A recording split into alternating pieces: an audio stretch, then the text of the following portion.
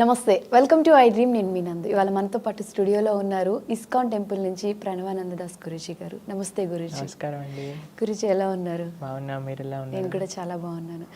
గురూజీ, మరణం అనేది దైవ నిర్ణయం అని అంటారు. మరి మరణం దైవ నిర్ణయం అయినప్పుడు చాలామంది బలవంతంగా సూసైడ్ చేసుకోవడం ఇలాంటివి కూడా జరుగుతాయి. సో అది కూడా దైవ నిర్ణయం అని అనుకోవచ్చు.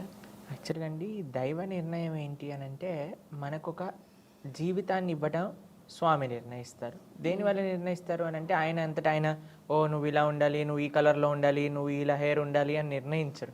మన యొక్క పూర్వజన్మ సుకృతం లేదా ఫలం ఏదైతే ఉంటుందో దాన్ని బట్టి మెటీరియల్ నేచర్ మనకు ఒక శరీరాన్ని ఇస్తుంది. నువ్వు ఇలా ఉంటావు, నువ్వు ఇలా ఉంటావు అని మనకి ఇస్తుంది అనమాట. ఇప్పుడు చూడండి, భగవంతుడు రాసేది ఏంటి? చాలా మంది అంటారు అంతా భగవంతుడే చేస్తున్నప్పుడు ఇంకా మనం ఎందుకు చేయాలి ఏంటి కూడా. కాబట్టి చెడు కూడా భగవంతుడే చేస్తున్నాడు కదా. మంచి భగవంతుడు చేయించట్లేదు, చెడు భగవంతుడు చేయించట్లేదు. ఒక ఆపర్చునిటీని మనకి ఇస్తున్నారు. ఫర్ ఎగ్జాంపుల్, నాకు ఈ ఫోన్ వస్తుంది అని భగవంతుడు రాశారనుకోండి, ఈ ఫోన్లో నేను ప్రవచనం వింటానా లేదా ఇంకేదైనా చెడు పని చేస్తానా అది నా చేతుల్లో ఉంది. దీన్ని బట్టి నెక్స్ట్ కర్మ అనేది ఏర్పడుతుంది అనమాట.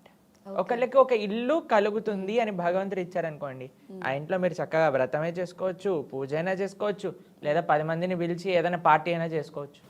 మన చేతుల్లో ఉంది కదా. కాబట్టి జీవితం నీకు ఇలా ఉంటుంది అని స్వామి అనుగ్రహించినప్పుడు దాన్ని సద్మార్గంలో పెట్టుకునే బాధ్యత మన పైన ఉండాలి. అంతేకాని ఇప్పుడు ఈ మీరు మాట విన్నారు కదా, అంతా దైవ నిర్ణయమే అన్నప్పుడు. కాబట్టి మనకి గుర్తు పెట్టుకోవాల్సింది ఏంటి అని అంటే, మనకి శరీరాన్ని తీసుకునే అర్హత మనకి లేదు. ఎందుకంటే ఈ శరీరం నీది కాదు, భగవంతుడిది అని గుర్తించినాం. ఇప్పుడు చూడండి, వేరే వాళ్ళు మనకి కారు నడుపుకోవడానికి ఇచ్చారనుకోండి, మనం తీసుకెళ్ళి యాక్సిడెంట్ చేసేస్తామా? ఎంతో జాగ్రత్తగా ఉండాలి, ఎందుకంటే మనది కాదు అని తెలిసినప్పుడు.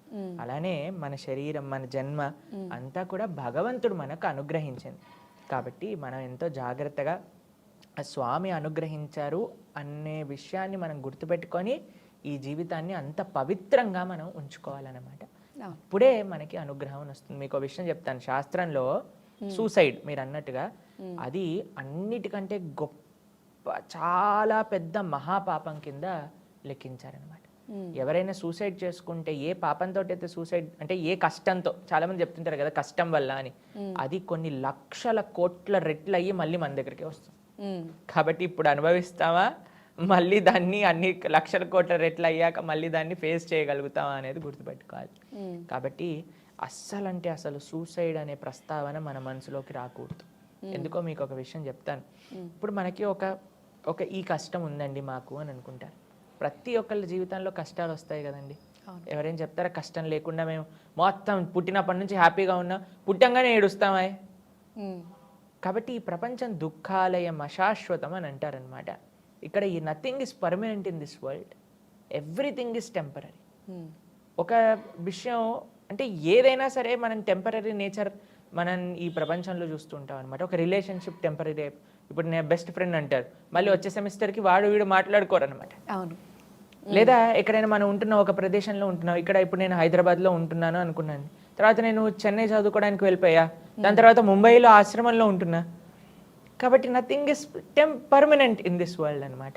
కానీ ఎప్పుడైతే ఆ పర్మనెంట్గా మనం అనుకుంటూ ఉన్నామో, ఎప్పుడైతే చేంజ్ వస్తుందో అప్పుడు మనకి మనసులో బాధ, కంగారు, భయం అనేది కలుగుతూ ఉంటుంది అనమాట. కానీ ఇది జస్ట్ టెంపరీ. ఏది టెంపరీ కానప్పుడు ఈ కష్టం కూడా టెంపరీ కాదు. అర్థమవుతుంది కదా మీకు? ఏది టెంపరీ కాదన్నప్పుడు సుఖము టెంపరీయే, అలానే ఇది కష్టము కూడా టెంపరీయే. ఇది గుర్తుపెట్టుకోవాలి మనం ఎప్పుడైనా సరే. కాబట్టి ఎప్పుడైతే మనకి సుఖం ఎలా వచ్చి మనం ఆనందంగా ఉన్నామో అలానే దుఃఖం కూడా వస్తుంది, కొన్ని రోజుల తర్వాత దుఃఖం కూడా పోతుంది. కానీ దానికి మనం అడ్వర్స్ అవ్వాల్సిన అవసరం లేదు. వచ్చినప్పుడు బాధ వేస్తుంది, ఒప్పుకుంటాను, కానీ కొద్దిగా మనం ఓపిక పట్టుకోవాలంటే. గురూజీ, చాలామంది దేవాలయాలు అంటే ముఖ్యంగా ఎక్కువ డొనేషన్లు వస్తున్నాయి, అదొక బిజినెస్లా అయిపోయింది అని అంటారు. అసలు దీన్ని మనం ఎలా తీసుకోవచ్చు? అంటే దేవాలయాలకు వచ్చే ఫండ్స్ కానివ్వండి, ఇవి ఒక ఆధ్యాత్మికంగా మనం డెవలప్ అవుతుంది అనుకోవచ్చా, లేకపోతే ఇది ఒక బిజినెస్ అని అంటారు? భగవంతుడికి మనం మన యొక్క సంపాదనలో భగవత్ సేవగా, భగవంతుడి యొక్క సేవ అంటే ఇప్పుడు చూడండి, ఆలయంలో సపోజ్ మా ఆశ్రమానికి ఎవరైనా డొనేషన్ ఇచ్చారనుకోండి, దాన్ని మేము ఎలా యూజ్ చేస్తాం? గోవులకి యూజ్ చేస్తాం. 100 పైగా గోవులు ఉన్నాయి అక్కడ. ఆ గోసేవకి యూజ్ చేస్తాం. లేదు భగవంతుడి యొక్క ఆరాధన, ఒక వ్యవస్థ, ఆలయ వ్యవస్థ అంటే భగవంతుడికి నైవేద్యాలు, అలంకరణలు, ఉత్సవాలు ఎన్ని కావాలి. తర్వాత వచ్చిన భక్తులందరికీ ప్రసాదాలు పెట్టాలి. దాంతోపాటు మా ఆశ్రమంలో ముంబైలో ఏదైతే మేము ఎక్కడైతే ఉంటామో గోవర్ధనికి విలేజ్లో, అక్కడ నుంచి చుట్టుపక్కల ఉండే గ్రామాలలో ఆదివాసీ తాండాలలో ఎవ్వరూ కూడా ఆకలితో పడుకోకూడదు అనే మనం ఒక సంకల్పం చేసుకున్నాం అనమాట. కాబట్టి వచ్చిన డొనేషన్లన్నీ కూడా వాళ్ళందరికీ ఫ్రీగా ప్రసాదాన్ని పంచిపెట్టడంలో, తర్వాత ఎంత పెద్ద వ్యవస్థ, ఆలయాన్ని మెయింటైన్ చేయటం. ఒకళ్ళు ఇంట్లో అండి 4 ఉన్న ఇంటికి ఎంత ఖర్చు అవుతుందండి ఇప్పుడు చెప్పండి. నెల తిరిగేసరికి ఎంత ఖర్చు అవుతుంది. 4 ఉన్నారు ఒకళ్ళు ఇంట్లో అంటే. అలాంటిది ఒక ఆలయం అని అంటే వందల వేల మంది ఇన్వాల్వ్ అయిన ఒక వ్యవస్థ. దానికి ఉండడానికి మనం తప్పకుండా, కానీ మీకు ఒక విషయం చెప్తాను, ఆలయంలోకి వచ్చే డబ్బులు ఆలయానికి ఖర్చు పెడుతున్నారా అంటే పర్వాలేదు. అంతేకాని ఆలయంలో హుండీలో ఉండే డబ్బులన్నీ తీసుకెళ్ళి మీరు వేరే వాళ్ళకి ఖర్చు పెట్టేస్తామండి, వేరే వాళ్ళని మంచిగా పెట్టడానికి వేరే మతాలకి ఇచ్చేస్తాము, తర్వాత గవర్నమెంట్ ఏవో వాడేసుకుంటుంది అని అంటే అలా మంచిది కాదండి. ఆలయానికి భక్తులు ప్రేమతో భగవంతుడికి ఇచ్చిన కానుకలు ఏవైతే ఉన్నాయో అవి ఆలయ రక్షణ, ధర్మ పరిరక్షణ, ధర్మ ప్రచారం, గోసేవ, వీటిలో ఉపయోగపడితే చాలా సంతోషం. సో అంటే చాలా మంది దాన్ని మిస్యూజ్ చేయడం వల్ల అందరికి ఒక అపోహ ఉండిపోతుంది. అందుకే అండి మన ఆలయ పూజారి, ఆలయ వ్యవస్థ అక్కడే ఉండాలి. గవర్నమెంట్కి హక్కు లేదు. గవర్నమెంట్ నేను హుండీలో వచ్చిన డబ్బులన్నీ మేము తీసేసుకుంటాము, మేము మా సంక్షేమ పథకాలు వాడుకుంటాము అని అంటే కేవలం ఆలయం ఎందుకు, మరి మిగతా మతాలకి సంబంధించిన తీర్థ ప్రదేశాల నుంచి లేదా వాళ్ళకి సంబంధించిన ఏవైతే ఆధ్యాత్మిక స్థలాలు ఉన్నాయో అక్కడి నుంచి ఎందుకు తీసుకోరు, కేవలం మన దగ్గర నుంచి ఎందుకు తీసుకుంటున్నారు? కాబట్టి ఆలయం, ఎవరైతే ఆలయాన్ని చూసుకుంటున్నారో వాళ్ళ చేతిలో ఉండాలి. ఇప్పుడు మన ఇల్లు ఉందండి, మన ఇంటిని తీసుకెళ్ళి ఇప్పుడు మన ఇంట్లో వచ్చే డబ్బులన్నీ గవర్నమెంట్ నేను తీసేసుకుంటాను అని అంటే బాగుంటుందా? అలా ఎవరు ఇంటిని పరిరక్షిస్తున్నారో, ఎవరైతే ఇంటి యొక్క బాగోగులు చూస్తున్నారో వాళ్ళ చేతుల్లో ఉండాలి. కాబట్టి అలానే ఆలయం, ఆలయ పూజారి, ఆలయ కమిటీ ఏదైతే ఉందో, ఎవరైతే ఆ ఆ స్వామి ఎవరైతే ఉన్నారో ఆలయంలో వాళ్ళ పట్ల ప్రేమ, భక్తి ఉన్న వాళ్ళ దగ్గర ఉండాలి. అంతేకాని ఏదో ఒక పోస్ట్ లాగా పెట్టేసాం అనుకోండి మనం, అప్పుడు ఏమవుతుంది అని అంటే is just doing is mechanical duty. అలా ఉండకూడదు. ప్రేమతో ఆలయాన్ని సంరక్షించే వాళ్ళ చేతిలో డబ్బులు ఉన్నాయనుకోండి, వాళ్ళు ఆ ధర్మ పరిరక్షణకై ఉపయోగించుకోవాలి. గురుజీ, చాలా మంది నేను దేవుణ్ణి నమ్మను, ప్రకృతిని మాత్రమే నమ్ముతాను అని కొంతమంది ఉంటారు. అటువంటి వాళ్ళకి అసలు మీరు ఏం సమాధానం? ప్రకృతి ఎవరిచ్చారండి? మీరు తయారు చేసుకున్నారా? దేవుడిచ్చిందే కదా. మరి దేవుడిచ్చిన ప్రకృతియే ఇంత మంచి చేస్తున్నప్పుడు, ఇప్పుడు చూడండి మనకు ఒక చాక్లెట్ ఇస్తారు ఎవరైనా, ఏం చేస్తాం మనం? వెంటనే థ్యాంక్ యూ అని అంట, అంతేనా? మరి ఇంత చక్కటి ప్రకృతిని మనకిచ్చిన స్వామిని మర్చిపోతారు. చాలా మంది ఏమంటారు తెలుసా, మాకు అమ్మ నాన్నే దైవము అని అంటారు. మరి అమ్మ నాన్నల్ని ఇచ్చిన వాడు ఎంత గొప్పవాడు? ప్రకృతి గొప్పది, ప్రకృతిని ఇచ్చిన వాడు ఎంత గొప్పవాడు? నీ శరీరం గొప్పది, నీ జీవితం గొప్పది, జీవితాన్ని ఇచ్చిన వాడు ఎంత గొప్పవాడు? కాబట్టి స్వామిని గుర్తించకుండా కేవలం ఒకటే దగ్గర ఆపేసాం అనుకోండి, that is not complete faith. సరే, ప్రకృతిని నమ్ము, పర్వాలేదు, కానీ ప్రకృతిని ఇచ్చినవాడు ఆయన ఇంకెంత గొప్పవాడు. ఇప్పుడు చూడండి, మనం ఒక పెయింటింగ్ చూసామనుకోండి, వెంటనే అబ్బా ఎంత బాగా పెయింటింగ్ వేశాడండి. ఎవరైనా మేము మొన్న నడుస్తూ ఉన్నప్పుడు ఒక ముగ్గు చూసామన్నమాట. ముగ్గు చూస్తున్నప్పుడు మా పక్కన ఉన్న వాళ్ళు అన్నారు, ఎంత బాగా వేశారు, అసలు ఎంత స్కిల్. ఏదన్నా సుందరమైన వస్తువుని చూడంగానే మనకేమనిపిస్తుందండి, ఎవరు దీన్ని తయారు చేసిన వాళ్ళు. లేదా ఇంట్లో ఎవరైనా మనం ఎవరైనా స్వీట్ తిన్నాం అనుకోండి, గులాబ్ జామున్, అమ్మా ఎవరు చేశారమ్మా అడుగుతామా లేదా? ప్రతి దాన్ని కూడా ఏది గొప్పతనం ఉందో, ఎక్కడైతే మాధుర్యం ఉందో, ఎక్కడైతే అందం ఉందో, వెంటనే ఎవరు దీన్ని సృష్టించిన వ్యక్తి అని అడుగుతారు. ఈ సౌందర్యమైన ఈ ప్రకృతిని చూసినప్పుడు, ఎంత అద్భుతమైన ఈ ప్రకృతిని చూసినప్పుడు మనకి వచ్చే క్వశ్చన్ ఏంటి? ఎవరు ఈ ప్రకృతిని తయారు చేస్తారు? అదే భగవంతుడు. ఆ భగవంతుని ఆశ్రయించటమే నిజమైన ప్రకృతి యొక్క ఆరాధన. ఎవరైతే భగవంతుని ఆశ్రయిస్తారో వాళ్ళు ప్రకృతిలో ఏ జీవరాశిని కూడా ఇబ్బంది పెట్టాలి అని అనుకోరు. ప్రకృతిని నాశనం చెయ్యాలి అనే బుద్ధి భగవద్భక్తులలో ఉండదన్నమాట. కాబట్టి అందుకే మన శాస్త్రం complete wholesome way of respecting ప్రకృతి ఈజ్ రెస్పెక్టింగ్ గాడ్. ఆ విధంగా ఉపదేశం చేశారు. గురూజీ, ఇప్పుడు చాలా వృద్ధాశ్రమాలు ఎక్కువగా పెరిగిపోతూ ఉన్నాయి. అంటే చిన్నప్పుడు పిల్లల్ని ఎంత ప్రేమగా పెంచిన పేరెంట్స్ పెద్ద అయిన తర్వాత పిల్లల దగ్గర నుంచి ఆ ప్రేమను పొందలేకపోతున్నారు. అంటే పెళ్ళయి ఒక సెపరేట్ లైఫ్ రాగానే పేరెంట్స్ని మర్చిపోతున్నారు. అంటే అసలు ఇప్పుడున్న జనరేషన్లో పిల్లల్ని ఎలా పెంచాలి అంటే? కేవలం ప్రేమతో పెంచటం ముఖ్యం కాదండి, బాధ్యతగా పెంచటం ముఖ్యం, మ్మ్. ధార్మికంగా పెంచటం ముఖ్యం. మ్మ్. మనకి ఈ మధ్య చాలామంది తల్లిదండ్రులు మాకు ఫోన్ చేసి మా పిల్లలు మా మాట వినట్లేదండి అని అంటారు. ఎందుకు అని అంటే గారాబం ఎక్కువగా అయిపోయింది. ఎందుకంటే చిన్న పిల్లవాడు మేము చూస్తామండి, చిన్న చిన్న పిల్లలు వాళ్ళకి ఫోన్లో ఎలా యూట్యూబ్ ఆన్ చేయొచ్చు, ఎలా పాస్వర్డ్ తీయొచ్చు, ఎలా వాళ్ళకి కావాల్సింది సెలెక్ట్ చేసుకొని చూడొచ్చు, గేమ్స్ డౌన్లోడ్ చేసుకోవచ్చు, ఎలా ఆడచ్చు, ఎలా పేమెంట్స్ చేయొచ్చు, మొత్తం తెలుస్తాయి. మ్మ్. కాబట్టి చిన్నప్పటి నుంచి మనకి వాళ్ళకి ఒక బ్యాడ్ ఎక్స్పోజర్. ఏదో మనం ప్రశాంతంగా ఉంటాం, చాలామంది ఏం చేస్తారో తెలుసా అండి, ఇప్పుడు ఫోన్ ఇచ్చేస్తే వాడి గోల్లో ఉంటారు, మేము ప్రశాంతంగా ఉండొచ్చు అని అనుకుంటారు. మ్మ్. కానీ అది పిల్లల్ని పాడు చేస్తుంది. ఇది చాలా జాగ్రత్తగా అందరూ గుర్తుపెట్టుకోవాల్సిన విషయం ఏంటి అని అంటే, కేవలం పిల్లల్ని పెంచటం కాదండి, ధార్మికంగా పెంచటం. ఎలాంటి విత్తనం మనం నాటుతామో అలాంటి మొక్కే వస్తుంది. అవును. కాబట్టి మొక్క పెరిగాక ఓ నా కాకరకాయ వద్దు అని అంటే, కాకరకాయ విత్తనం వేసావు నువ్వు, మరి కాకరకాయ చెట్టు వస్తుంది కదా. పెద్దగయ్యాక అందరూ వృద్ధాశ్రమాల్లో పంపించేస్తున్నారంటే మరి మీరు చిన్నప్పటి నుంచి నేర్పించింది ఏంటి? రాముడి గురించి చెప్పారా, కృష్ణుడి గురించి చెప్పారా అంటే లేదండి, మేము అంతా కూడా సినిమాలలో ఆ హీరో ఈ హీరో గురించి చెప్పాము మ్మ్. అని అన్నప్పుడు వాళ్ళు మళ్ళీ అలానే తయారవుతారు కదా. అవును. కాబట్టి మనం ఎంత జాగ్రత్తగా వాళ్ళకి మంచి విషయాలు నేర్పిస్తున్నాం, ఎంత జాగ్రత్తగా వాళ్ళని మంచి మార్గంలో నడిపిస్తున్నాం అనేది మనం పరిశీలన చేసుకుంటూ ఉండాలి. మ్మ్. అప్పుడే మనకి పెద్దగయ్యాక పిల్లలకి ఎప్పుడైతే రామకృష్ణుల గురించి తెలుసుకుంటారో అండి, అప్పుడు వాళ్ళకి there is no chance that they can abandon their parents. అంత ప్రేమ రాముడికి తల్లి తండ్రులు అంటే, అంత ప్రేమ కృష్ణుడికి అమ్మా నాన్న అంటే. అవును. కాబట్టి we have to show them the right examples. ఎప్పుడైతే ఆ కరెక్ట్ ఎగ్జాంపుల్స్ అనేది వాళ్ళు చూస్తారో అప్పుడు వాళ్ళకి మనసులో ఆ పరివర్తన అనేది జరుగుతుంది. బాధ్యతగా తల్లిదండ్రులు ఎలా చూసుకోవాలి అనే విషయం వాళ్ళకి అర్థమవుతుంది అనమాట. అవును. లేకపోతే ఇప్పుడు జనాలు ఏమనుకుంటారంటే తల్లిదండ్రుల్ని ఒక పెద్ద భారంగా అనుకుంటారు. మ్మ్. అదే పిల్లల్ని భారం అనుకొని తీసేసి అనాథాశ్రమంలో వేసేస్తే ఏమయ్యేది వాడి పరిస్థితి? అవును. కాబట్టి తల్లిదండ్రులు ఎంత కష్టపడి పిల్లల్ని పెంచుతున్నాము అనే విషయం వాళ్ళకి అర్థం కావాలి కదా. మ్మ్. కాబట్టి దట్ సెన్సిటివిటీ ఏమిస్తుంది అంటే, ధార్మికత ఆ సెన్సిటివిటీని ఇస్తుంది అనమాట. మ్మ్. ఇది చాలా ముఖ్యం. కాబట్టి ఈ విషయాలన్నీ కూడా ఇవి మనం విన్నప్పుడు అనిపిస్తుంది, ఓ దీనికి దానికి ఏం సంబంధము, ఇది ప్రాక్టికల్ కాదు అని అనిపిస్తుంది. కానీ this is the way of life. మీరు అది చేయకపోతే దీన్ని అనుభవించాల్సి వస్తుంది, మీరు అది చేశారా అని అంటే ఇది అనుభవించాల్సిన అవసరం లేదు. అందుకే వృద్ధాశ్రమాల్లో వీడియోలు చూస్తూ ఉంటే ఎప్పుడెప్పుడైనా వాళ్ళ తల్లిదండ్రులు మాట్లాడితే చాలా అంటే చాలా బాధేస్తుంది అనమాట. అవును. ఎందుకంటే మనకి శాస్త్రం చెప్తుంది తల్లిదండ్రులు చాలా మనకి దైవ స్వరూపులు మన జీవితంలో. ఎందుకంటే వాళ్ళు ఉంటేనే కదా మనం ఉంది, మన యొక్క అస్తిత్వం వాళ్ళ దగ్గర ఉంది. మన సనాతన సంస్కృతి ఎంత ఎంత గొప్పది, ఎంత గొప్పది అని అంటే, ఒక సన్యాసి కూడా తల్లికి దండం పెట్టాలి అని చెప్పే సంస్కృతి అనమాట. మ్మ్.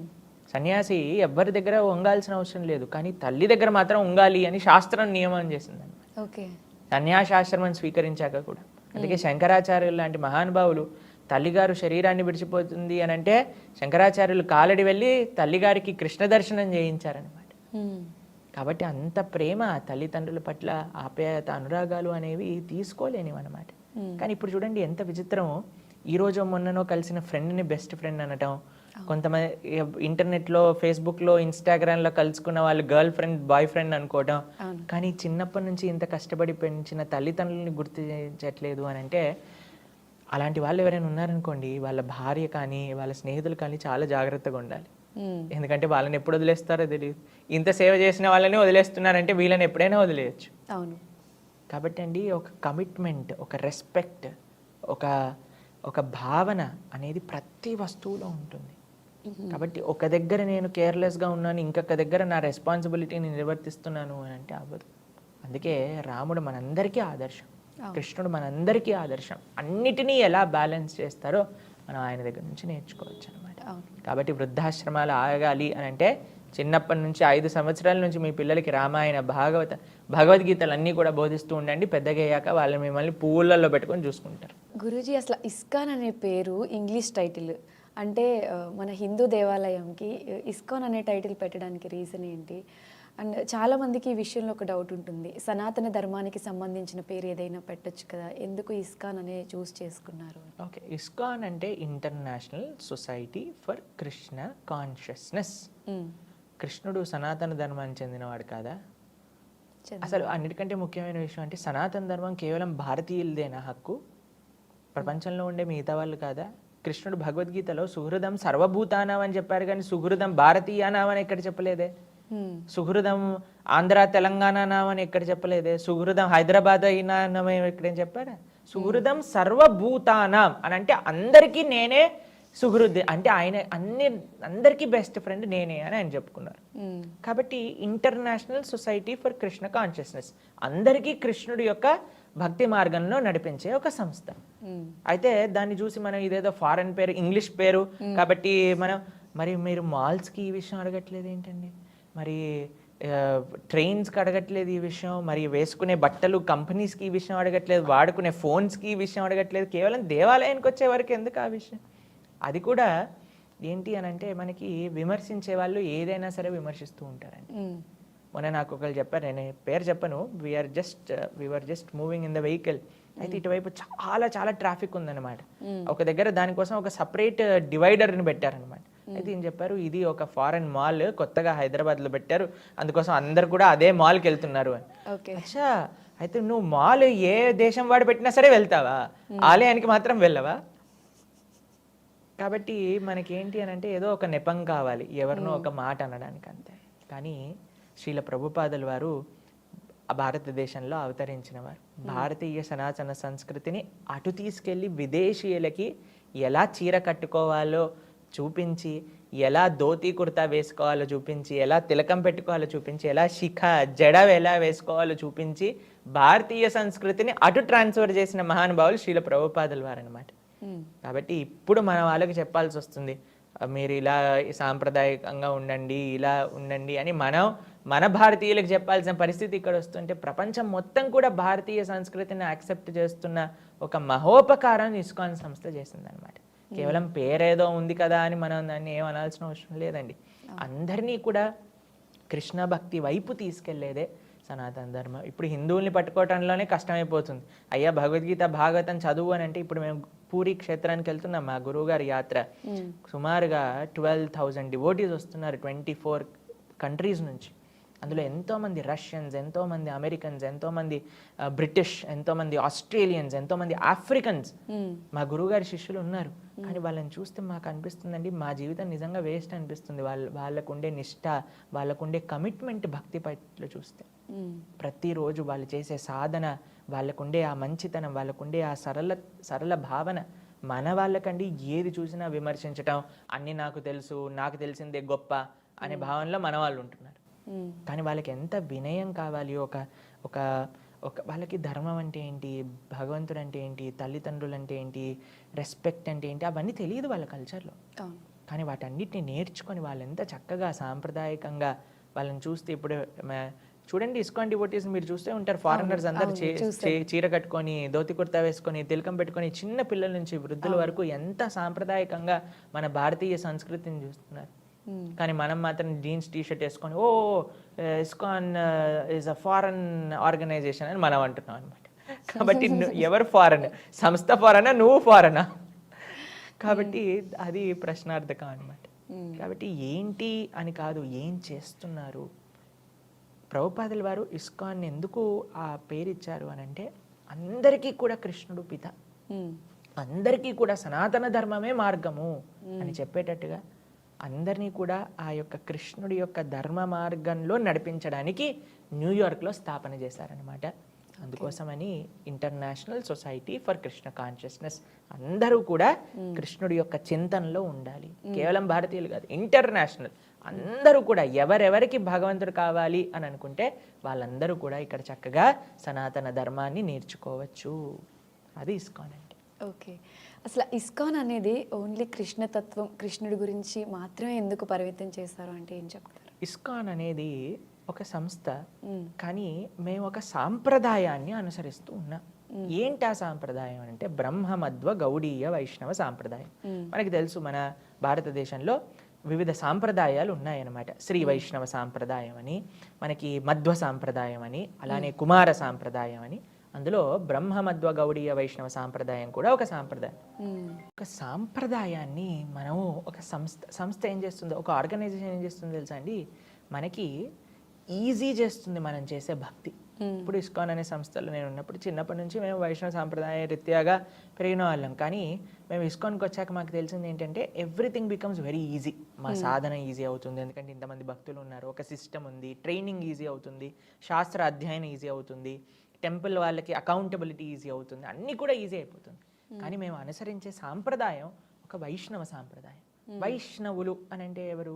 విష్ణు భక్తుల్ని వైష్ణవులు అని అంటారు. కాబట్టి మనకి వివిధ సాంప్రదాయాలు మనం చూస్తూ ఉంటాం. స్వామి రామానుజాచార్య సాంప్రదాయం ఉంటుంది, మధ్వాచార్యుల యొక్క సాంప్రదాయం ఉంటుంది, వల్లభాచార్య సాంప్రదాయం ఉంటుంది. వీళ్ళందరూ కూడా భగవంతుణ్ణే ఆరాధన చేసిన వాళ్ళు. కృష్ణుణ్ణి, విష్ణువుని, రాముణ్ణి ఆరాధన చేసిన వాళ్ళు. రామభద్రాచార్య స్వామి వారి యొక్క రామానంది సాంప్రదాయం అని అంటారనమాట. ఒక్కొక్క సాంప్రదాయంలో వాళ్ళకొక ఆరాధ్య దైవము అని ఉంటుందన్నమాట. కాబట్టి మా సాంప్రదాయానికి ఆరాధ్యులు శ్రీకృష్ణుడు, రాధాకృష్ణుల్ని మేము ఉపాసన చేస్తాం. అంతేగాని కేవలం వాళ్ళని ఏదో ప్రమోట్ చేస్తున్నాం, మిగతా వాళ్ళని వదిలేసామని కాదండి. మన శాస్త్ర సారాంశమే ఆ యొక్క భగవంతుడి యొక్క ఆరాధన, ఆ భగవంతుడి యొక్క ప్రతినిధులుగా, ఆ భగవంతుడి యొక్క సేవకులుగా, ఆ భగవంతుడి యొక్క పరివారంగా మిగతా వాళ్ళందరినీ చూడటం. అది వేదాలలో, శాస్త్రాలలో ఉన్న సారాంశాన్ని ఆ యొక్క వైష్ణవ సాంప్రదాయాలన్నీ కూడా వాళ్ళ విధంగా ఆరాధన చేస్తూ ఉంటారు. మా సాంప్రదాయంలో రాధాకృష్ణులు మా యొక్క ఆరాధ్యంగా మేము సేవ చేస్తూ ఉంటాం అన్నమాట. అంతేగాని మిగతా వాళ్ళందరినీ దూషిస్తాం, వాళ్ళు లేరు వీళ్ళు లేరు అని వేరే వాళ్ళు మాట్లాడినట్టుగా మనం మాట్లాడమను. వేరే మతాలలో ఉండేవాళ్ళు అందరినీ రెస్పెక్ట్ ఇస్తాం. అందరూ కూడా భాగవతం ఏం చెప్తుందో తెలుసా అండి? యతో థరోర్మూల నిశేషనేన. మీరు ఎప్పుడైనా చెట్లకు నీళ్ళు పోస్తారా? ఎలా పోస్తారు? మీరు ఎక్కడ పోస్తారు చెట్లకు నీళ్ళు? ఇంట్లో ఉన్నప్పుడు. ఎక్కడ చెట్టుకి ఎక్కడ పోస్తారు? చెట్టు మొదల్లో పోస్తారా లేదా పువ్వుకి, కాయకి, ఆకుకి వేస్తారా? మొదల్లో పోస్తే మొత్తం చెట్టుకి నీళ్లు శక్తి అందుతుంది కదా. అలానే ఆ భగవంతుడి యొక్క సేవ చేస్తే మిగతా దేవీ దేవతలందరి సేవ కూడా ఆ సేవలోనే కలుగుతుంది అని భాగవతం మనకు ఉపదేశం చేస్తుంది అనమాట. అందుకే మనం భగవంతుడి యొక్క సేవ చేస్తాం. మిగతా దేవీ దేవతలందరికీ కూడా ఆ భగవంతుడి యొక్క పరికరాలే కాబట్టి అందరికీ ఆ యొక్క సేవ అనేది లభిస్తుంది అనమాట. కాబట్టి ఎవరిని మనం వదిలేయట్లేదు, అందరినీ ఇంక్లూడ్ చేసి భగవంతుడి లోపలనే ఆరాధన చేస్తున్నారు. గురుజీ, శ్రీల ప్రభుపాద గురించి అసలు మీరేం చెప్తారు? శ్రీల ప్రభుపాదులు వారు ఇస్కాన్ సంస్థాపకాచార్యులు, అభయ చరణారవింద భక్తి వేదాంత స్వామి. ఆయన బెంగాల్ రాష్ట్రంలో కోల్కతాలో ఆవిర్భవించారనమాట. చిన్నప్పటి నుంచి వాళ్ళ నాన్నగారు గౌర్మోహన్ డే అని ఎంత ఆధ్యాత్మికంగా ప్రభుపాదులు వారిని పిలిచారు. చిన్నప్పటి నుంచి ఎంతో మంది భక్తుల్ని, సాధువుల్ని వాళ్ళ ఇంటికి తీసుకొస్తూ ఉండేవారు. ప్రభుపాదులు వారు అందరికీ కూడా ప్రసాదాన్ని నివేదన చేస్తూ ఉండేవారు. చిన్నప్పటి నుంచి ఎంత ఆధ్యాత్మికం అంటే వాళ్ళ నాన్నగారి దగ్గర నుంచి రాధాకృష్ణుని యొక్క సేవ ఎలా చేయాలి, ప్రతిరోజు న్యూస్ పేపర్ రంగానే పూరికి ఎప్పుడు ట్రైన్ ఉంది అని టైం టేబుల్ చూస్తూ ఉండేవారు అనమాట. వాళ్ళకి పూరి క్షేత్రానికి ఎప్పుడెప్పుడు వెళ్ళాలి అని ఆ మక్కువ ఉండేది. అయితే వాళ్ళ ఆచార్యుల్ని, వాళ్ళ గురువులని కలిసినప్పుడు ఆయన చెప్పారు, మీరు ఇంగ్లీష్ చదువుకున్నారు కాబట్టి ఈ కృష్ణ భక్తి తత్వాన్ని ప్రపంచం మొత్తం కూడా మీరు ప్రచారం చేయాలి అని ఒక ఆదేశం ఇచ్చారనమాట. అప్పుడు ఆయన 70 సంవత్సరాల వయసులో పూరి ఈ యొక్క కోల్కతా, ఈ పూరి, బృందావనం, మథుర, మాయాపూర్, ఈ ప్రదేశాలన్నీ కూడా వదిలేసి, చాలామంది ఏమనుకుంటారండి, మేము పెద్దగా అయ్యాక కాశీలో రిటైర్మెంట్ అవుతామండి, బృందావనంలో రిటైర్మెంట్ అవుతామండి అనుకున్నారు.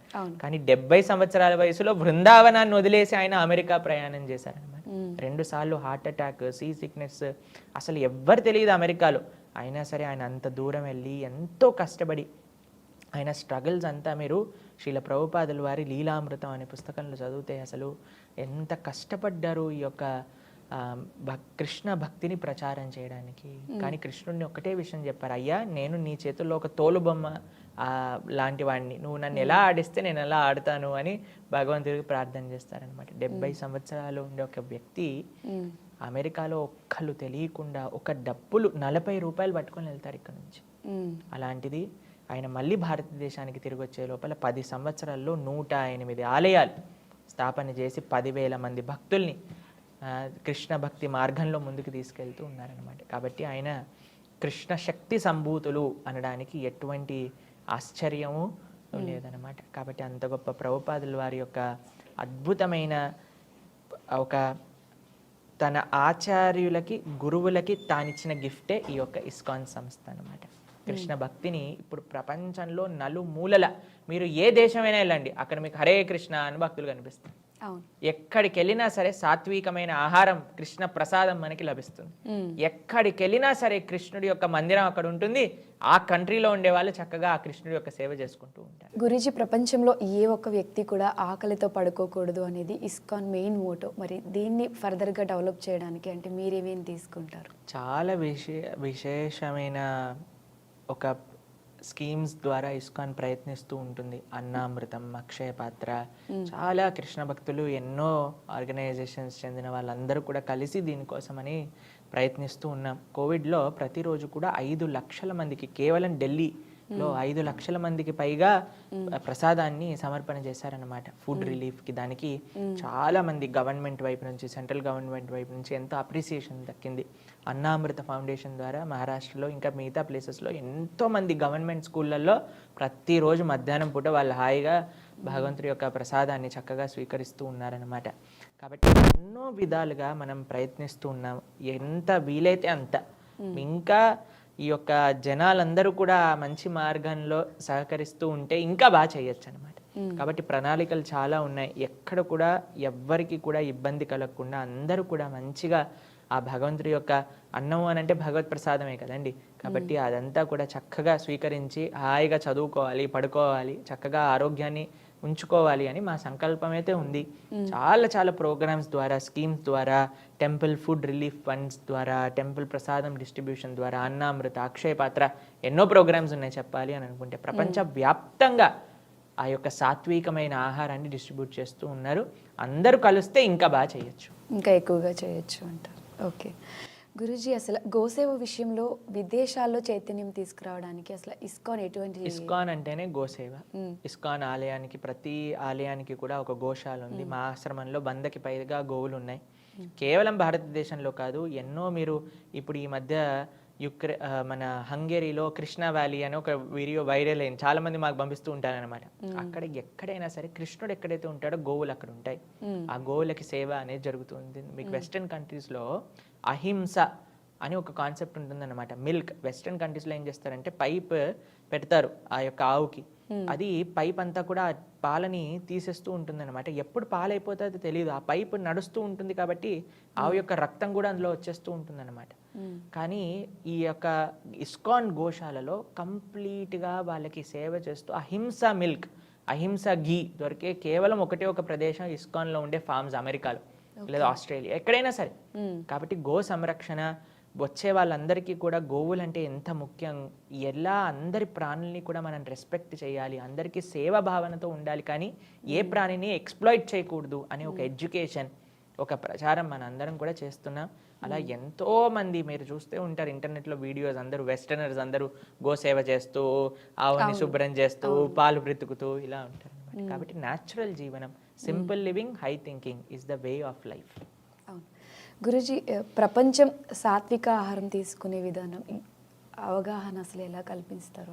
ఇస్కాన్లో మీరు వచ్చారనుకోండి, సాత్వికమైన ఆహారమే మీకు ఎక్కడైనా దొరుకుతుంది. గోవిందాస్ రెస్టారెంట్ అయినా, మా ఆలయం ప్రసాదమైనా, ఎక్కడ ఆలయంలోనైనా సరే మనకి సాత్వికమైన ప్రసాదమే దొరుకుతుంది. ఎందుకు అని అంటే సాత్వికమైన ప్రసాదం, సాత్వికమైన ఆహారమే మనందరికీ మంచిది. ఆరోగ్యరీత్యా, మానసికంగా, సామాజికంగా, ప్రకృతి పరంగా, ఆధ్యాత్మికంగా ఏ విధంగా చూసినా సాత్వికమైన ఆహారమే మనకి మంచిది. కాబట్టి ఇస్కాన్ డివోటీస్ ఎక్కడైనా సరే, ఏ వైష్ణవ ఆలయానికి వెళ్ళినా సరే మనకి సాత్విక ప్రసాదం అనే లభిస్తూ ఉంటుంది. చాలా మంది అడుగుతారు సాత్విక ఫుడ్ అంటే వాట్ ఈస్ సాత్విక్ ఫుడ్ అని అడుగుతూ ఉంటారు అనమాట. సాత్విక ఫుడ్ అంటే ఎటువంటి జీవహింస లేనిది. దాని తర్వాత మన శాకాహారంలో కూడా కొన్ని రాజసీక, తామసీక వస్తువులు ఉన్నాయన్నమాట. సపోజ్ అనియన్స్ అండ్ గార్లిక్, ఉల్లిపాయలు, ఎల్లిపాయలు. కాబట్టి ఇవన్నీ లేకుండా ఏదైతే శరీరానికి మంచిదో, మనసుని కూడా ఆధ్యాత్మిక వైపు తీసుకెళ్లే పదార్థాలని సాత్విక ఆహారము అని అంటారు. కాబట్టి అటువంటి సాత్వికమైన ఆహారాన్నే మనం స్వీకరిస్తూ ఉంటాం. మీరు అమెరికా లాంటి దేశాలకు వెళ్ళారనుకోండి, చాలామంది మన ఒక పాశ్చాత్య దేశాలలో కూడా సాత్వికమైన ఆహారాన్ని స్వీకరిస్తూ వాళ్ళ యొక్క మనసుని మార్చుకొని చక్కగా మంచి ధార్మికంగా ముందుకెళ్ళడానికి ఇస్కాన్ యొక్క ఫుడ్ రిలీఫ్, అలా ప్రసాదం డిస్ట్రిబ్యూషన్, ఇవన్నీ కూడా చాలా చాలా హెల్ప్ చేశాయి అన్నమాట. గురుగారు ఈ మధ్య కాలంలో చాలా మంది సూసైడ్లు చేసుకుంటున్నారు. ఇవన్నీ ఎక్కువైపోతున్నాయి. అంటే ఆధ్యాత్మికంగా ఉండడం వల్ల ఇలాంటివి తగ్గించే అవకాశాలు ఓ ఏమైనా 100కి 1000% తగ్గించేస్తాం. ఉమ్, ఆధ్యాత్మికత ఏదో చమత్కారాలు చేయవండి. ఆధ్యాత్మికత మనోబలాన్ని ఇస్తుంది, ఉమ్, ధైర్యాన్ని ఇస్తుంది, భగవంతుడి పైన నమ్మకాన్ని ఇస్తుంది, ఉమ్, చాలా మంచి సాంగత్యాన్ని ఇస్తుంది. వీటిలలో ఎప్పుడైతే ఉంటామో అప్పుడు అన్ని చెడు ఆలోచనలు, చెడు చెడు వ్యక్తిత్వాలు, చెడు సాంగత్యము ఇవన్నీ ఎప్పుడైతే పోతుందో అండి మనం చాలా ప్రశాంతంగా ఉంటాం. మాకు పర్సనల్గా ఎన్నో, మనం లాస్ట్ టైం ఇంటర్వ్యూలో కూడా మాట్లాడుకున్నాం, ఎన్నో కేసెస్ తెలుసు నాకు పర్సనల్గా. ఎంతోమంది ఈ సూసైడల్ టెండెన్సీస్ నుంచి బయటపడ్డారు కేవలం గీతా భాగవత రామాయణాలు వినటం చేత, ఉమ్. భగవంతుడి యొక్క నామాన్ని జపం చేయడం చేత. కాబట్టి spirituality is cure for everything. ప్రతిదానికి సొల్యూషన్ ఇదే అంటారు.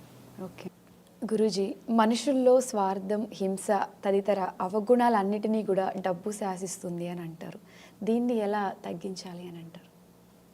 ఇందాక మనం మాట్లాడుకున్నట్టుగా డబ్బు కేవలం జీవితంలో ముఖ్యము అనే విషయాన్ని పక్కన పెట్టి, ధర్మము, సేవ జీవితంలో ముఖ్యము, అది మనకి నిజమైన ఆనందాన్ని ఇస్తుంది అనే విషయం అర్థం చేసుకున్నప్పుడు. ఉమ్, కాబట్టి డబ్బు ఈ ప్రపంచంలో ఎవరిని ఏదైనా చేయిస్తుందండి.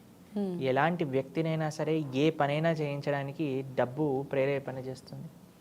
మనకి చెప్తారు, మనకి కుటుంబాల మధ్యలో కలహాన్ని క్రియేట్ చేస్తూ ఉంటుంది, భార్యాభర్తల మధ్యలో కానివ్వండి. మాకు మీరందరూ న్యూస్లో చూసి ఉంటారు, ఈ మధ్య ఒక డాక్టర్స్ ఫ్యామిలీలో డబ్బుల కోసం అని ఒక హస్బెండ్ ఒక వైఫ్ని చంపేశారనమాట, కేవలం డబ్బుల కోసం కావాలి అని.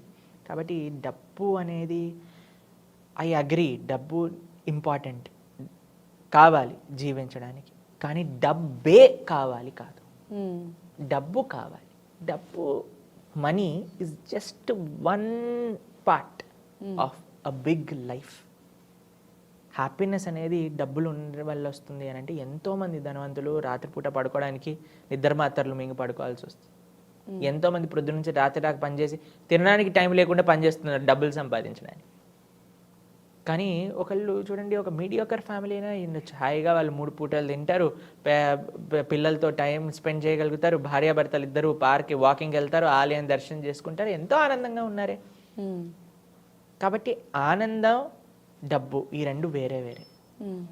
రెండింటిని మిక్స్ చేయకూడదు. రెండింటిని మిక్స్ చేయకూడదు. అన్నిటికంటే ముఖ్యం ఏంటి అని అంటే, ఈ డబ్బే జీవితంలో ముఖ్యము అన్న వాళ్ళకి ఇవన్నీ కూడా చేయాల్సి వస్తుంది. మీరు చెప్పేటట్టుగా హింస, ఈర్ష, ద్వేషము, కాంపిటీషన్ ఇవన్నీ వస్తాయన్నమాట. ఉమ్, కాబట్టి డబ్బు is very important, I agree, but it is not the most important.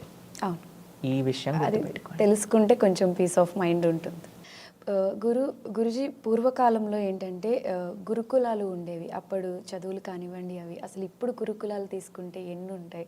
And ఇప్పుడున్న పిల్లల ఎడ్యుకేషన్ గురించి అసలు మీరు చెప్పాలి అంటే? యాక్చువల్గా పిల్లల ఎడ్యుకేషన్ సిస్టమ్ మార్చాలి మనం, మంచి సంస్కృతి సాంప్రదాయాలతో. కానీ ఇప్పుడు చదువుకున్న ఎడ్యుకేషన్ అండి, దానివల్ల ఏం యూజ్ ఉంటుందో అర్థం కాకుండా ఉంది, మిస్లీడింగ్గా కూడా కొన్నిసార్లు ఉంది.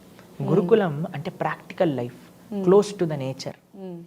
గురుకులంలో ఉండే వాళ్ళు చక్కగా ఆ అరణ్యానికి వెళ్ళి కట్టెలు తీసుకుని రావటం, నది దగ్గరికి వెళ్ళి స్నానం చేయటం, పశుపక్షాదులతో వాళ్ళకు ఒక సంబంధం ఉండేది, వాళ్ళు సొంతంగా పొలాన్ని పండించుకోవటం, చక్కగా గురుమాత వాళ్ళ దగ్గర కూర్చొని అన్ని విషయాలు, గురుకులంలో చదువుకున్న వాడికి అన్నీ వస్తాయి. వంట చేయటం వచ్చు, బాధ్యత తెలుసు, ఎలా పొలాన్ని పండించాలో తెలుసు, శాస్త్రాధ్యయనం తెలుసు, ధర్మ మార్గం అంటే ఏంటో తెలుసు, స్త్రీని ఎలా రెస్పెక్ట్ ఇవ్వాలో తెలుసు, ఇవన్నీ కూడా నేర్చేసుకుంటారు గురుకులంలో. కానీ ఇప్పుడు ఈ మోడర్న్ ఎడ్యుకేషన్ వల్ల ఏమొస్తుందో అనేది ప్రశ్నార్థకమే అవుతుంది నిజంగా. అందుకే చెప్తారు కదా, విద్యా వినయేన శోభతే అని అంటారనమాట. హ్యూమిలిటీ, ఆ వినయం నేర్పించట్లేదు ఇప్పుడున్న విద్య. కానీ అప్పుడు గురువు గారి యొక్క అధీనంలో ఉన్నప్పుడు పర్సనల్ రిలేషన్షిప్ గురువుకి అందరి శిష్యులతో ఉండేది. ఎవరెవరికి ఎలా ఎలా ఏం చెప్తే వాళ్ళు మారుతారు అనే విషయం గురువు గారికి తెలిసి ఉండేదన్నమాట. కానీ ఇప్పుడు టీచర్లు ఏమనకూడదు పిల్లల్ని, తెలుసు కదా, స్కూల్లో గట్టిగా తిట్టినా కొట్టితే ఇంకా స్కూల్ నుంచి తీసేస్తారనమాట. అంటే కేవలం కొట్టి నేర్పించాలి అని మేము చెప్పట్లేదండి, కానీ క్రమశిక్షణ అవసరం. కాబట్టి ఆ యొక్క ఇప్పుడు పిల్లల లోపల అది నశిస్తూ ఉంటుంది. అటు టీచర్స్ కూడా మెకానికల్గా they are doing their job.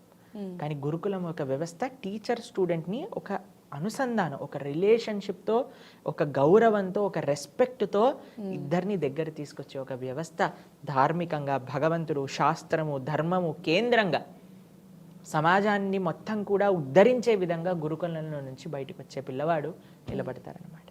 కాబట్టి అటువంటి గురుకులాలు ఇంకా మనందరి యొక్క ఇంట్రెస్ట్, ఇప్పుడు గురుకులం పెడితే ఉందండి పిల్లలు రాకపోతే, తల్లిదండ్రులకి ఇప్పుడు ఏం కావాలి, పిల్లవాడు ఐఐటీలోకి వెళ్ళాలి, జాబ్ రావాలి, మనకి ఏ ఎంఎన్సీలో చదువు చెప్పిస్తే సరిపోతుంది, ఇది చేయాలి, అమెరికాలో సెటిల్ అవ్వాలి, అంతే. కాబట్టి ఎక్కడ తల్లిదండ్రులు ధర్మం గురించి ఆలోచిస్తున్నారు, దేశం గురించి ఆలోచిస్తున్నారు, సమాజం గురించి ఆలోచిస్తున్నారు.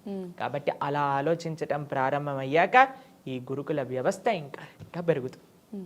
గురూజీ, అసలు సేవ దయా గుణం పెరగాలి అంటే అది మనం చిన్నప్పటి నుంచే నేర్పించాలంటారా? కనీసం మనం మిడిల్లో అయినా అలా మార్చే అవకాశాలు చిన్నప్పటి నుంచి నేర్పిస్తే చాలా మంచిది. అందుకే నాకు చెప్తారు కదా, మొక్క ఉంది మానే వంగుతుందా అని. కాబట్టి చిన్నప్పటి నుంచి వాళ్ళకి సేవ, చిన్న పిల్లల నుంచి ఒకసారి గోశాలకు తీసుకెళ్ళండి, ఒకసారి అనాథ ఆశ్రమానికి తీసుకెళ్ళండి. ఇప్పుడు పుట్టినరోజులు చూసారండి ఎలా చేసుకుంటున్నారు విచిత్రంగా. కేక్ని ఇంతకుముందు మేము చిన్నప్పుడు చేసుకునేటప్పుడు ఎలా ఉండేదంటే అండి, క్యాండిల్ ఆర్పేసి కేక్ కట్ చేసి కేక్ పంచేవాళ్ళం, అంతే తెలుసు. ఇప్పుడు కేక్ని కట్ చేసిన వెంటనే ముఖానికి పూసేస్తున్నారు అనమాట. ఆ వాడి ముఖం తీసుకెళ్లి కేక్ లోపల పంపించేస్తారు అనమాట. 2-3 కేకులు అలానే డిస్ట్రాయ్ అయిపోయాక దాని తర్వాత రోడ్డు పైన వాడిని పడుకోబెట్టి అందరు కొడతారనమాట. దాని తర్వాత మందు బాటిళ్లలో మొత్తం మందంతా అటు ఇటు చేసి మేమంతా వీడియోలలో చూసింది అండి. మాకు పర్సనల్ ఎక్స్పీరియన్స్ అంటే కాలేజ్లో మేము ఇంజనీరింగ్ చదివేటప్పుడు చూసాం అనుకోండి ఇలాంటి విషయాలు. కాబట్టి పైశాచికమైన ఒక సెలబ్రేషన్ మనం స్టార్ట్ చేసేస్తున్నాం. కానీ ఇంతకుముందు చిన్నప్పుడు ఎలా ఉండేది అంటే, పుట్టినరోజు అనగానే ప్రొద్దున పూట లేచి తలస్నానం చేసి భగవంతుడు పూజ చేసుకొని ఆలయానికి వెళ్ళి అక్కడ భగవంతుడికి ఆరాధన చేసుకొని పెద్దల యొక్క ఆశీర్వాదం తీసుకొని పిల్లలందరికీ కూడా ఫ్రెండ్స్ అందరినీ పిలిచి ఒక చక్కటి సెలబ్రేషన్, లేదా అనాథాశ్రమానికి వెళ్ళి అక్కడ పంచిపెట్టడము, గోశాలకి వెళ్ళి అక్కడ పంచిపెట్టడము, వృద్ధాశ్రమానికి వెళ్ళి అక్కడ పంచి, చిన్నప్పటి నుంచి అలా ఉండేది. కానీ ఇప్పుడు మనకు నశిస్తుంది అన్నీ కూడా. ఏది చూసినా సరే, ఏ పండగ వచ్చినా సరే మొత్తం ఏదో మన యొక్క సొంత ఆనందాన్ని పండగ పేరు పెట్టుకొని చేసుకుంటున్నారు. కాబట్టి ఇలా సమాజం మొత్తం కూడా సేవ నుంచి నేను ఎలా ఆనందంగా ఉండాలి అని మాత్రమే ఆలోచిస్తుంది. కానీ మన సనాతన సంస్కృతి ఎప్పుడూ సేవలో నీ ఆనందాన్ని చూసుకో అని చెప్తుంది. కాబట్టి ఈ యొక్క గుణాలు మీరు పెరగాలి అని అంటే చిన్నప్పటి నుంచి పిల్లలకి ఈ ఎక్స్ట్రావగెన్స్ చేయకండి. ఇప్పుడు చూడండి, బర్త్డే పార్టీలో కొంతమంది వేలాది రూపాయలు, లక్షలాది రూపాయలు కూడా ఖర్చు పెడుతూ ఉన్నారు. ఇప్పుడు చిన్నపిల్లలు కాదండి, పెద్ద పిల్లలు అనాల్సి వస్తుంది ఇప్పుడు. ఎందుకంటే వాళ్ళు ఇంకా ఖర్చు పెడుతున్నారనమాట. ఆఫ్టర్ 30 మాకు చిన్నప్పుడు మేము నిజంగా చెప్పాలంటే మా విషయం ఒక 6th 7th క్లాస్ వరకు పుట్టినరోజు అంటే ఎక్సైట్మెంట్ ఉండేదన్నమాట. దాని తర్వాత I don't feel anything now. Just common day. అయ్యో ఒక సంవత్సరం అయిపోయింది నా జీవితంలో నుంచి, భగవంతుడి దగ్గరికి ఎంత ప్రోగ్రెస్ చేశాము అని ప్రశ్నార్థకంగా. కానీ ఇప్పుడు పెద్ద వాళ్ళు, మొన్న మేము ఒక వీడియో చూసాం, చాలా బాధపడ్డాం. ₹1 కోటి ఖర్చు పెట్టి ఎవరో పుట్టినరోజు చేసుకున్నారట. అంటే చేసుకోవద్దు అని నేను చెప్పట్లేదండి, కానీ ప్రశ్నించుకోవాలి మనల్ని. మనం ఎంత సేవ చేస్తున్నాం, మనం ధార్మికంగా ఎంత ఉండగలుగుతున్నాం. కేవలం ప్రతిసారి కూడా నా ఆనందం, నేను సుఖంగా ఉన్నానా, నేను ఎంత గొప్పవాణ్ణి అని 10 మందికి చెప్తున్నామా, లేదా వేరే 10 మందికి మన చేతిని ఇస్తున్నాం. అందుకే మా గోరగోపాల్ ప్రభు మీ అందరికీ తెలిసే ఉంటుంది, ఆయన అంటారనమాట, handsome does not mean being handsome but giving your hand to some అని అంటారనమాట ఆయన. కాబట్టి ఎంత సేవలో మనకి ఆనందం ఉందా అది మనం చూసుకోవాలి. సేవలో నిజంగా ఆనందం ఉందండి. మీరు ఎవరెవరైతే ట్రై చేయాలనుకుంటున్నారో చేయండి, అప్పుడు మీరే చెప్తారు. సో ట్రై చేసి ఎక్స్పీరియన్స్ చేస్తే మనం కూడా దాన్ని ఫీల్ అవుతాం. అంతే కదండి. గురూజీ, భక్తి మార్గంలో నడిచేటప్పుడు సహజంగా కొందరిలో వైరాగ్యం వస్తూ ఉంటుంది. సో వివాహ బంధాలపై అంతగా ప్రీతి ఉండదు. ఇది ఇలానే కొనసాగితే సనాతన ధర్మంపై చూపే ప్రభావం అసలు ఎలా ఉంటుంది? మీకు విషయం చెప్తానండి, మనం ఇది మాట్లాడుకోవడానికి బాగుంటుంది, కానీ చాలా మంది అలా అనుకోరు. ఎంత ఆధ్యాత్మికంగా ఉన్నా సరే పెళ్లి చేసుకోవాలి అని అనుకుంటారు. కానీ మా పర్సనల్ ఎగ్జాంపుల్ మేము చేసుకోవట్లేదు. అప్పుడు నెక్స్ట్ క్వశ్చన్ నన్ను అడుగుతారు, మరి మీరెందుకు పెళ్లి చేసుకోవట్లేదు అని. మాకు చిన్నప్పటి నుంచి, చాలా చిన్నప్పటి నుంచి మాకు ఎప్పుడైనా సరే ఈ ఒక్క జన్మని భగవంతుడికి అర్పణ చేయాలి అనే భావన ఉండేదన్నమాట. అయితే మా తల్లిదండ్రులకు మేము చిన్నప్పటి నుంచి చెప్తూ ఉండేవాళ్ళం, మేము ఆశ్రమానికి వెళ్ళిపోతాం, మేము హిమాలయాలకు వెళ్ళిపోతాం, మేము సన్యాసం తీసుకుంటాం అని. మా తల్లిదండ్రులు అనేవాళ్ళు, 10th కంప్లీట్ చేశాక వెళ్ళిపో, ఇంటర్ కంప్లీట్ చేశాక వెళ్ళిపో, ఇంజనీరింగ్ కంప్లీట్ చేశాక వెళ్ళిపో, అలా చెప్తూ ఉండేవారు అనమాట మమ్మల్ని ఇంట్లో ఉంచడానికి. ఓకే. అయితే మా చాలా మంది అనుకుంటారు మీరు ఇస్కాన్ వాళ్ళు మిమ్మల్ని ఇలా మార్చేశారని. కాదండి, మాకు చిన్నప్పటి నుంచి అలా ఉండేది. కానీ ఎప్పుడైతే మేము ఇంజనీరింగ్ చదివేసి నా బాధ్యతలు అన్నీ చేసేసామో, మా తల్లిదండ్రులకు చెప్పాము మేము వెళ్ళిపోతున్నాం అంటే, వాళ్ళు కూడా వాళ్ళ యొక్క పూర్తి అనుగ్రహాన్ని ఇచ్చారు. వాళ్ళు ఇప్పుడు they are very proud parents. వాళ్ళు ఏమంటారో తెలుసా, ఎవరు వచ్చి అయ్యా మీకు బాధ ఏదా అంటే, ఎందుకండి బాధ, భగవంతుడి యొక్క సేవ చేస్తున్నారు, సమాజాన్ని సేవ చేస్తున్నారు, ఇంతమందికి మంచిగా ధర్మ మార్గంలో నడిపిస్తున్నారు, కాబట్టి మాకేం బాధ లేదు అని అంటారు. కాబట్టి వాళ్ళ యొక్క అనుగ్రహం పరిపూర్ణంగా ఉంది కాబట్టి మేము ఇంకా కాషాయ వస్త్రాన్ని కూడా త్వరలో ధరించబోతున్నాం అనమాట. త్వరలో మా అమ్మ నాన్నగారి అనుగ్రహం పూర్తిగా ఉంది. మా నాన్నగారు అన్నారనమాట, ఎప్పుడు నువ్వు కాషాయ వస్త్రాన్ని ధరిస్తావు, ఎన్ని రోజులు వైట్లో ఉంటావు అని అడుగుతున్నారనమాట. బేసిక్గా ఇంత చిన్న ఏజ్ లో పెళ్ళి ఎప్పుడు చేసుకుంటావు అని అడుగుతారు చాలా మంది పేరెంట్స్ అంటారు. కానీ మా నాన్నగారు అమ్మగారు మేము చేసే సేవ, వాళ్ళ యొక్క అనుగ్రహం, వాళ్ళ పూర్తి ఆశీస్సులు ఉన్నాయి కాబట్టి మేము ఈ విధంగా సేవ చేయగలుగుతాం. లేకపోతే నేను కూడా ఈ సమయానికి ఆఫీస్లో ఉండి పనిచేస్తూ ఉండేవాడినేమో. కానీ ఇంత చిన్న ఏజ్లో అసలు మీలా ఆలోచించడం అనేది నేను లాస్ట్ వీడియోలో కూడా చెప్పాను, అసలు చాలా అప్రిషియేట్ చేయొచ్చు మిమ్మల్ని. అంతే, భగవత్ అనుగ్రహం, ఆచార్యులు గురువుల యొక్క అనుగ్రహం, మా తల్లిదండ్రుల యొక్క అనుగ్రహం. చాలా ముచ్చటగా ఉంది గురువుగారిని చూస్తుంటే. గురూజీ, అసలు మరణం తర్వాత మళ్ళీ పునర్జన్మ ఉంటుందా? చాలా మంది అంటూ ఉంటారు ఇప్పుడు చేసే పాపకర్మలే మనకి మళ్ళీ మళ్ళీ జన్మలో వస్తాయి అని. ఇది నమ్మొచ్చు అంటారు? ఖచ్చితంగా 110%.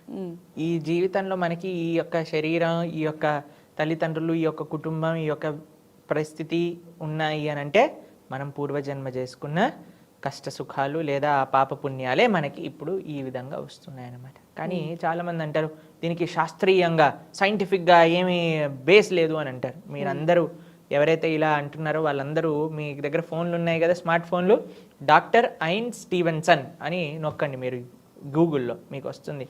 ఒక డాక్టర్, ఆయన రీసెర్చ్ చేసి 5,000 మంది రీఇన్కార్నేషన్ కేసులు కనిపెట్టుకున్నారనమాట. ఆయన పుస్తకంలో పెట్టారు. ఎంత? 5,000 రీఇన్కార్నేషన్ కేసు. అంటే వాళ్ళకి పూర్వజన్మలో వాళ్ళు ఎక్కడ, ఎవరు, ఏ ఊర్లో ఉన్నారు, వాళ్ళ యొక్క తల్లిదండ్రులు ఎవరు, వాళ్ళ భార్య, భర్త, అన్ని విషయాలు వాళ్ళకి తెలుసు. మొన్ననే నాకు వాట్సాప్లో ఒక ఫార్వర్డ్ మెసేజ్లో చూసానమాట, మీకు ట్విన్ టవర్స్ టెర్రరిస్ట్ అటాక్ తెలుసు కదండి, అప్పుడు ఆ ట్విన్ టవర్స్ పడిపోతాయి. అందులో ఒక ఆయన వాళ్ళ పేరెంట్స్కి చెప్తూ ఉండేవారు అనమాట, ఆయనకి హైట్స్ అంటే భయం. ఆయన ట్విన్ టవర్స్లో పనిచేసే వాళ్ళని, వాళ్ళ పేరు అన్నీ కూడా చెప్పారు. దాని తర్వాత వాళ్ళు రీసెర్చ్ చేస్తే అక్కడ చనిపోయిన ఆయనే మళ్ళీ వాళ్ళకి పిల్లవాడుగా పుట్టారు అని చూస్తారనమాట. మన భారతదేశంలో కూడా ఎన్నో కేసులు ఉన్నాయి రీఇన్కార్నేషన్. కాబట్టి ఈ డాక్టర్ ఐన్ స్టీవెన్సన్ రీసెర్చ్ మీద నేను రీఇన్కార్నేషన్ ఉందని చెప్పట్లేదు. కృష్ణుడు భగవద్గీతలో చెప్పారు, దాదస్సి ధ్రువముత్తు ధ్రువముత్తు. మళ్ళీ ఎప్పుడైతే ఎలా అయితే ఒక వ్యక్తి పుట్టారో ఆయన మరణించక తప్పదు, మరణించాక పుట్టక తప్పదు. మరి ఇలానే మనం పుడుతూ చనిపోతూ ఇలానే ఉంటామా? మరి దీనికి ఏమీ సొల్యూషన్ లేదా అని అంటే ఉంది.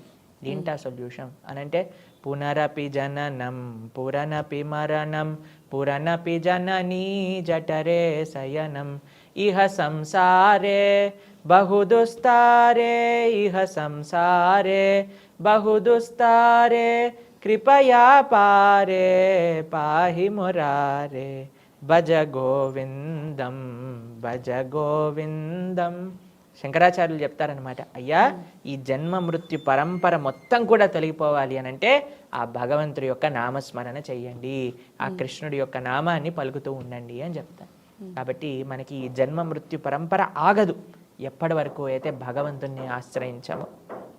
ఎప్పుడైతే మనం భగవద్భక్తి ద్వారా భగవంతుణ్ణి ఆశ్రయిస్తామో తద్ధామ పరమం మమ, అక్కడికి ఒక్కసారి వెళ్తే మళ్ళీ తిరిగి రావటం అనేది ఉండదన్నమాట.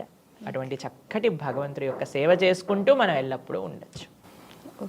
గురూజీ, చాలామంది పూర్వజన్మ కర్మలు ఏవైతే ఉంటాయో అవి మనకి ఇప్పుడు వస్తూ ఉంటాయి అని అంటారు. మరి ఆల్రెడీ మనకి ఆ కర్మలు ఇప్పుడు వస్తున్నప్పుడు ఇప్పుడు మళ్ళీ పుణ్యాలు చేయడం ఎందుకు ఈ జన్మలో? పూర్వజన్మ చేసుకున్న పాప పుణ్యాలు ఇప్పుడు వస్తున్నాయి, మరి ఇప్పుడు ఎలా చేస్తావో నెక్స్ట్ జన్మ ఆధారపడి ఉంటుంది. ఇప్పుడు చేసినవన్నీ మళ్ళీ జన్మలో ఆధారపడుతుంది, అంతే కదండి. అందుకు ఇప్పుడు ధార్మికంగా ఉండటం అవసరం. ముందు చేసుకున్న దాన్ని ఇప్పుడు కష్టము సుఖము అనుభవించాలి. కానీ నెక్స్ట్, ఇప్పుడు చూడండి, మేము ఇంజనీరింగ్ చేసేటప్పుడు ఎవరైనా ఫెయిల్ అయిపోయారనుకోండి ఏదైనా సబ్జెక్ట్లో, అది ఎరియర్ అంటారు, నెక్స్ట్ సెమిస్టర్లో రాయాలి. అంతేకాని మేము రాస్తామండి ఆ సబ్జెక్ట్, కానీ మిగతా సబ్జెక్టులు ప్రిపేర్ అవ్వంటే మరీ ఎరియర్లు పడిపోతాయి కదా నీకు. అవును. కాబట్టి ఇంతకు ముందు చేసిన తప్పో ఒప్పో అయిపోయింది, కానీ ఇప్పుడు నీ జీవితంలో నీకు ఆపర్చునిటీ ఉన్నప్పుడు ధార్మికంగా ముందుకెళ్ళు, ధర్మ మార్గంలో నడుస్తూ ఉండు. ఇప్పుడు చేసిన దానికి నెక్స్ట్, ముందు చేసిన దానికి ఇప్పుడు ఎలా అయితే అనుభవిస్తున్నావో ఇప్పుడు చేసిన దానికి మళ్ళీ వచ్చేటప్పుడు అనుభవించాలి. కాబట్టి ఇప్పుడు ధార్మికంగా, అందుకే ఇప్పుడు ఆరాధన, ఈ యొక్క మంచి భగవద్భక్తి మార్గంలో ముందుకెళ్ళాలి అని ఎందుకు చెప్తారంటే, మళ్ళీ ఈ యొక్క కర్మ పరంపర మళ్ళీ మనకి రాకుండా మనం భగవంతుడిని చేరుకొని చక్కగా ఆయన యొక్క సేవ చేసుకోవాలి అని. ఓకే గురూజీ, ఫైనల్గా ఆడియన్స్ అందరికీ మీరు ఏదైనా చెప్పాలి అంటే ఏం చెప్తారు? చెప్పేది ఒకటే విషయం, కార్తీక మాసం వస్తుంది, మనందరం కూడా చక్కగా కార్తీక మాసంలో ధార్మికంగా మంచిగా ప్రొద్దున పూట బ్రహ్మ ముహూర్తంలో నిద్రలేసి భగవంతుడి యొక్క ఆరాధన చేసుకొని చక్కగా కార్తీక మాసంలో దీపాల యొక్క విశిష్టత, చక్కగా భగవంతుడికి దీపాన్ని సమర్పణ చేసుకొని ఇవన్నీ చేసుకోవడానికి ఒకటే ఒక విషయం అండి, గుర్తుపెట్టుకోండి, భగవంతుడికి మనం ఎంత దగ్గర అవుతున్నాం. ఇవన్నీ చేసినా సరే మన యొక్క అలవాట్లు, మన యొక్క మనస్సు, మన యొక్క వ్యక్తిత్వం అలానే ఉంది, ఈర్షతో, ద్వేషంతో, అసూయతో అని అంటే లాభం లేదు. కాబట్టి మీరందరూ మంచిగా కార్తీక మాసంలో వచ్చే ఉత్సవాలన్నీ కూడా చక్కగా చేసుకోవాలి. దీపావళి పండుగ, దీపము అనంటే అజ్ఞానాన్ని తీసేసి జ్ఞానాన్ని నింపేది. కాబట్టి మన జీవితంలో మనకి జ్ఞానం కావాలి అనంటే గీత, భాగవత, రామాయణాదులన్నీ కూడా చక్కగా అధ్యయనం చేయండి, శ్రవణం చేయండి. మంచిగా మీ అందరికీ కూడా భగవంతుడి యొక్క పరిపూర్ణ కృపా కటాక్షాలు లభించాలి అని ఆ భగవంతుడికి ప్రార్థన చేస్తున్నాం. Hare Krishna. Thank you so much అండి. హరే కృష్ణ.